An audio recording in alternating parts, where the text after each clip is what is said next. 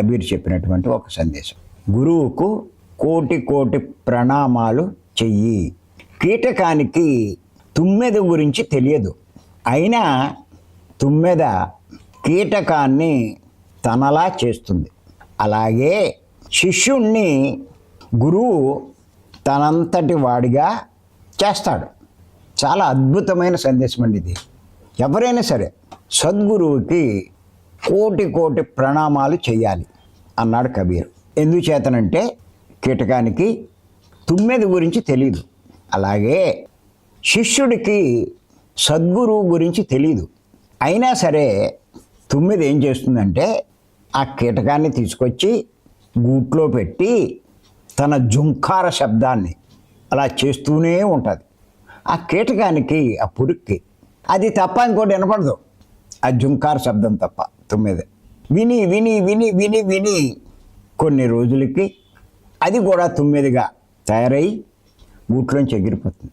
అలాగే సద్గురువు శిష్యుణ్ణి భీమవరం అనే గూట్లో పెట్టి, అంటే ఆ క్లాసులో పెట్టి గంటలు గంటలు ధ్యానం చేయిస్తాడు, జ్ఞానాన్ని బోధిస్తాడు. అవి తప్ప ఏముండవు అక్కడ, ఇంకోటి ఏమి వినపడదు. ఎంటర్టైన్మెంట్లు ఎంజాయ్మెంట్లు ఏముండవు. ధ్యానము జ్ఞానము, ధ్యానము జ్ఞానము. ఆ కీటకానికి తుమ్మెద జుంకారం తప్ప ఇంకేమి వినపడదు. అలాగే భీమవరంలో ఆ గురువు యొక్క సాధన, ఆయన యొక్క సందేశం రెండు తప్ప ఇంకేముండవు. ఆ జుంకారం విని విని విని విని ఆ కీటకం తుమ్మెదలా మారిపోతుంది, భ్రమరంలా.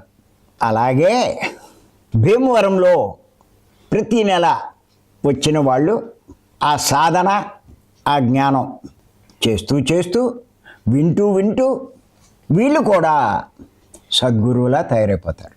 ఇంకా వాళ్ళకి గురువు అవసరం లేదు.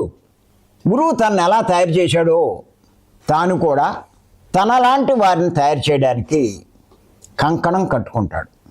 చాలా అద్భుతమైనటువంటి సందేశాన్ని కబీర్ ఇవ్వడం జరిగింది. ఎంత అద్భుతమైన సందేశం అండి ఇది. ఆ కీటకానికి చాలా బోరు కొడుతుంది, ఎంతసేపు ఎదవసప్పుడు జూరీలాగా, అయినా వదలలేదు. దానికి తెలియకుండానే తుమ్మిదైపోతుంది, తుమ్మిదిగా మారిపోతుంది. ఇంకా అదే భావం జుంకార భావమే. యద్భావం తద్భవతి. విని విని చేసి చేసి వీడు గురువు అయిపోతాడు. అలా తనలా ఎవరినైతే చెయ్యాలని సంకల్పిస్తాడో వాడే సద్గురు.